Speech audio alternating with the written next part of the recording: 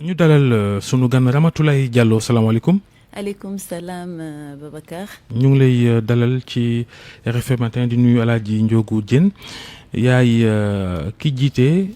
collectif des mareyeurs exportateurs du Sénégal maanaam ñi nga xam ne ñooy jël lépp lu jóge ci géej gi di jën mbaa leneen di ko jaayee bitim réew bokk nga itam ci beneen mbootaay bu ñuy wax réseau international des femmes leaders du Sénégal coowal napp gi jóg fan yi sedd naam seddagul ci werante licence yu ñu jox ay bateau yu ne bitim réew ak ñoom seen. Déjà nuyu naa la bëggoon nuyu aussi Ndiogou mi parce que surprise la nekk ci man parce que Ndiogou ñoo jàngandoo daanaka. sa fi ñaar fukki at gisatuma ko woon fii laa ko gisaat. di ci waaw foofu la ñu amee suñuy doctorat ca Pout université bu mag boobu nekk Pout. léegi waaw maa ngi dolli di nuyu suñu mareyeur yépp ci Sénégal ak mool yi fu ñu mënti nekk léegi xam nga ne coowu licence yi du gaaw a sedd parce que yàq na liggéey bi suuxal na pêche bi tamit ndaxte mool yi sonn nañu ñu pareetuñu feebar bi encore ñëw dal seen kaw léegi nag accord de pêche yi moom benn problème la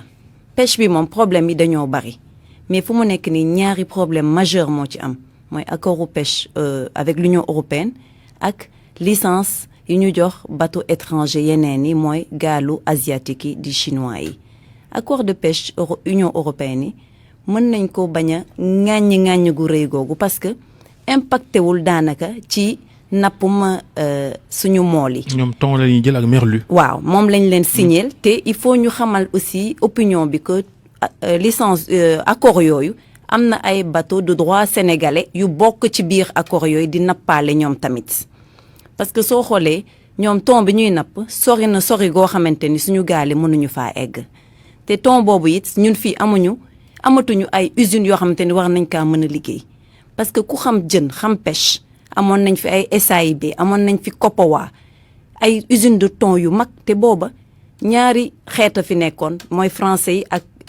breton yi ak basque yi ñoo daan napp thon te ay canneur la ñu yoroon loolu mënul woon raxas géej gi dañ daan napp pêche bu responsable pêche bu durable ñu jóge fi bàyyi ko ay droit sénégalais am ñuñ ko fi jox nañ ci ñeneen ñu tuddee ko fi Interco SNCDS usines yooyu lu tax ñu mujj tëj. mais ba tey itam. loolu tamit lu doy waar la. waaw ndax bu tubaab yi ñëwee jël sunu thon. di yóbbu ko seen dëkk dugal ko ci seen usine def ko ci boîte ñëw di ñu ko jaayaay itam loolu ñu bëri jàpp nañ ni daal sàggante la ci réew mi ak ñi ko yor ak ñi fi dëkk. xam nga Afrique suñu bëggee développé wu. Sénégal en particulier ci wàllu pêche il faut ndaxte ñun ressource bi ñun ñoo ko moom il faut ñu koy nappee fii di ko transformer fii di ko exporter waat tant que nag ñun amuñu ay jumtukaay ay usines yoo xamante ne war nañ ko faa mën a liggéey jën bi aussi duñu xaar ci géej gi de suñ leen ko joxulee ay accord daal di ci am dara jën bi day dem ndax thon bi moom day dox day dem fii ba Amérique latine daal di wàccaat ñëw man lan laay gën a dénoncer ci accord yi man ak ñun suñu kuréel mooy contrepartie financière bi parce que 1,7 million d'euros par an loolu moom dafa néew dafa tuuti parce que soo xoolee gaal yooyu 10 milliards CFA. waaw soo xoolee gaal yooyu suñu demee benn marée mën nañ koo am ci bénéfice si loolu parce que benn thonier bu ci gën a ndaw 1600 tonnes moo ciy gën a ndaw daanaka su demee marée mën na am loolu ci bénéfice mais pour sénégalais dem ba mën a am genre flotte bu toll noonu il faut ñu am supportu gouvernement bi parce que thonier bu toll noonu di nga ciy fay 5 millions de dollars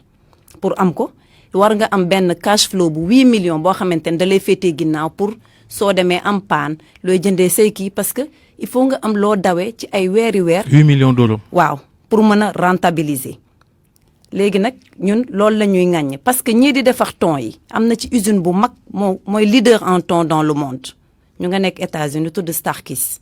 defoon nañ fi ay faux étiquetage aux États-Unis ñu arrêté leen juge fédéral bi ba mu leen jàppee 100 millions de dollars la leen daan ci étiquetage kese ñun ñu mën a jël suñu thon bi joxe ci ay accord ni ci di ci napp di ci laajte ay 1,7 million loolu moom vraiment lu doy waar la ñu koy naxarlu parce que waroon nañ laajte contrepartie bu ko jar bu boobaa ñu am nu ñuy jàppale mool yi nekk fii nu ñuy redynamiser waat suñu pêche parce que géej gi dañ ko war a defaraat dafa géej gi kër la daal daanaka ni ngay amee sa kër di ko rénover waat di ko defar géej gi dañ ko war a defaraat def ci ay récif def ci yu bari jën yi mën na ñëw amaat refuge am fu ñu dundaat am fu ñu kiiwee ba pare xaalis boobu ñu jox ko mool yi ñu am leneen lañ ca def mën a bàyyi géej gi mu nooyi. ñu def pêche industrielle bi ñi nga xam ne ñoo ci yëngu ñoom tamit donte ay bateau droit sénégalais lañ ay waa Sénégal lañ mais bu nappee bitim réew lañ koy yóbbul ñoom tamit am nañ ci part de responsabilité ndaxte tamit li muy jur mooy ressources yi day dem ba manqué jën dootu ñu ko gis kon responsabilité bi du rek waa bitim réew waaye tamit ñi dëkk fii am nañ ci responsabilité. yow ci thon bi ngay wax wala ci jën bi yëpp. jën bi globalement. waaw loolu dëgg la parce que thon bi ñun amuñu assez d'usine pour fabriquer ko c'est un fait à part. mais beneen jën bi aussi daanaka gaal yi lu ñu ciy napp en quantité jaay la ak ay nu ñu koy waxati maquereau ñu naan ko eau te soo xoolee Sénégal loolu bokkul seen ay suñu culture alimentaire culinaire mais yeneen jën yi cheral nañ ko jaay kay bëgg nañ ko Sénégal yaboy la nu gën a sopp mais nu ñu koy waxati jën yooyu dañ koo jël daal di koy dañ koo napp daal di koy yóbbu ko bitim réew te loolu daal moo yàq moo tax fii kenn mënul nuñ koy waxati assurer sécurité alimentaire aux populations yi. léegi différence bi ci bateau Union européenne yi. ak yeneen bateau yi nga xam ne am nañu licence itam yéen nan ngeen ko nattee ba xayma ni ñii ñoo tane ñële naam fee li ñuy fay Sénégal rek ngeen di ŋàññ maanaam 10 milliards yi ñuy jox Sénégal at mu jot waa Union européenne mais ñeneen ñi yéen lu ñu tane wala boog leen Union européenne tane yeneen bateau yi am licence fii. bon soo xoolee Union européenne seen licence seen accord yi dañ ko siwal ñëpp xam li mu ëmb lan moo ci nekk yeneen gaal yi siwaluñu dara ci luñ fi signé kenn xamul ñaata la ñu toll luñ fiy napp. naka la tëddee xaalis boobu fu muy dugg loolu kenn xamu ko loolu la nit yi di naqarlu boole ci nag ñoom gaal yooyu di napp fii jën yi soo ko xoolee dañoo am tur am ay famille am ay classe am xeet am waaso loolu moom ay scientifique ñoo ko liggéey depuis 1700 daal di koy defar nomenclature ko mais ñoom dañoo ñëw léegi jën yi ñu def ko ay numéro suñu wàccee ci carton yi doo xam jën yi lan moo ca nekk dinañ jël loo xamante ni sous déclaré ko daal di exporter mu dem ñun moom la ñuy naqarlu am na nag ñu leen di jàppale fii ci Sénégal ay doomu sénégalais di leen marshal naan ñoom dañ ciy gis seen bopp mais gis seen bopp boobu ñoom dañoo xamul ne que affaire bi c'est un court terme. parce que yow yaa jiite mareyeur yuy jël yëf yi di yóbbu bitim réew. waaw mais am na yeneen mareyeur yu ñu dégg yuy wax ni li gaañ di ŋàññi dara amu ci lépp baax na géej gee ngi normal te ay licence ak ñoom seen coow le bëri rek waaye lu ci bëri du dëgg. bon xam nga dinaa la tontu foofu xam nga ñun déjà export la ñuy def ñun loolu moo ñu arrangé gars yi di napp di damp rek ñun ñuy yeb di yóbbu mais suñu demee ñun ba di ko ŋàññi parce que dañoo xam ne que pepp moo gën yuréet mun nañoo napp di ñu jox ñuy yóbbu. mais loolu c'est pour un temps déterminé dañuy jékki-jékki benn moment géej gi fer boobaa ñun ñëpp a si yem ñooñu di wax nii tey ñoom au jour le jour bi la ñuy gis parce que fu mu nekk nii usine Sénégal yëpp daanaka soo leen tegee les 3/4 liggéeyatuñu usine yëpp a tëj parce que moo li leen daan approvisionné ñëwatuñu amatuñu jën gaal yooyu dañuy napp ba pare congelé daal di yóbbu ñun foofu la ñuy centré suñu combat bi parce que du combat sax suñu ay opinion suñu ay idée parce que mool yi dañoo nekk doomu réew mi te dañ fee war a tekki géej gi mooy seen bureau war nañ faa mën a dem indi dara daal di ciy suturlu ñeneen ñi liggéey ci parce que mool yi suñu indee jën journalier yi dinañ liggéey permanent yi ñu yor dinañ liggéey transitaires yi fii dinañ liggéey ak ñeneen ba ci docker yi mais loolu yëpp su amatulee mais day indi crise ci réew. mais ndax yéen da ngeen di wax li waa GAIPES ak yeneen kuréel yi ay Greenpeace wax ci ne Sénégal jot na ñu def auditu licence de pêche yeeg xam ñaata bateau moo fi napp ak nañ ko joxee ndax yéen même taxawaay ngeen di taxaw ko ñoom ci wàll woowu. waaw ñun ak GAIPES bokkuñu mais soo xoolee combat wu GAIPES ci pàcc boobu combat boobu dafa légitime parce que GAIPES am nañu leen di ŋaañi naan ay industriel lañu seen bopp lañu fi nekkal mais la ñuy wax ca biir a biir. population sénégalaise bi la ñu nekkal parce que su napp local bi jeexee artisanal bi ñun ñii suñu jëmu bopp lu ñuy lekk sax dootuñu ko am te bu boobaa vraiment ñun ñu war a importer jën fii Sénégal déjà commencé na ndax waa Chine ñu ngi ñu yónnee fi ay tilapia aquaculture nit yi di ko fi jaay donc ñun liggéey pes di ngañ ñun d'accord nañ si Greenpeace tamit lu ñu wax rek dafa am ci luñ ko teg parce que dañoo yore seen i ay navire di sillonner àddina bi fi ne ñu fay dem te gisoon nañ ne fi 2018 état chinois ci boppam en Chine la toog sanctionné ay bateau yu doon pêcher côté Mozambique parce que gis nañ ne que seeni flotte la ñu mais lu ñuy pêcher du pêche bu responsable donc su Chine toogee moom ci jëmu boppam ba di ñu sanctionnel ñun africain nga xam ne y a un problème.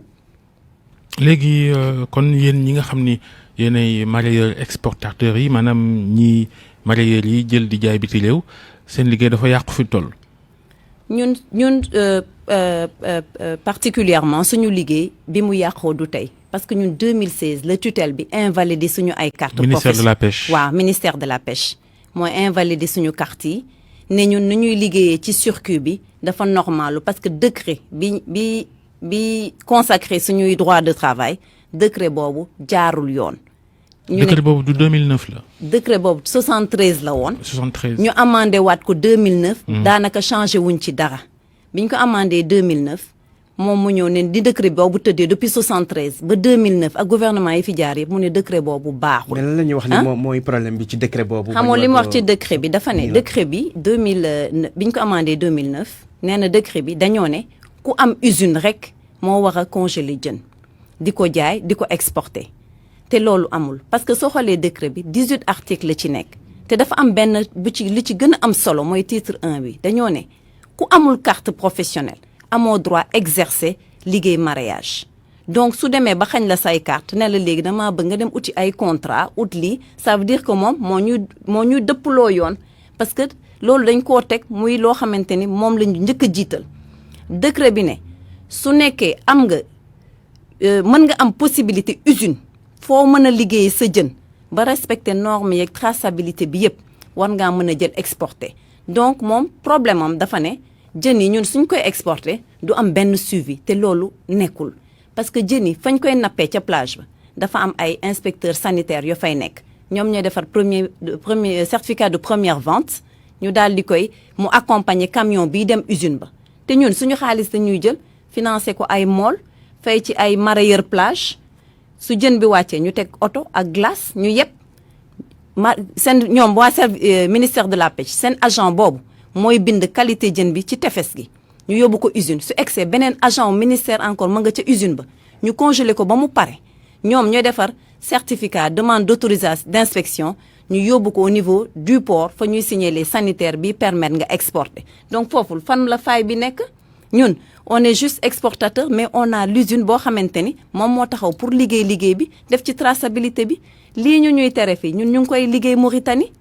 yow mi tey Babacar soo xëyee dem Mauritanie bëgg a liggéey ci loolu da nga dem créer sa entreprise soo demee ca usine bu am agrément pour exporter nga ne ko damaa bëgg a jaay Ghana wala feneen da lay defaral soo bëggee sax da nga ko naan bindal ma ci carton bi Babacar mu bindal la ko ci mais day def agrément am ñu xam ne usine bii moo ko liggéey su ñu amee lu ñuy remonter fa la ñuy remonter waat donc loolu moom c'est très clair am na traçabilité donc à l'époque c'était nous faire un mauvais procès parce que amoon nañ ay lobby yi ca nekkoon naan ñii dañuy concurrencer sur les plages mais su nekkee y a des usines qui sont au Sénégal ñi ko yor mënatuñu liggéey fonctionner tuñu ñun ñu am suñu ay financement propre du kenn moo ñu financé bëgg a ñëw ci usines yooyu indi fa jën pardon di ko liggéey mais loolu je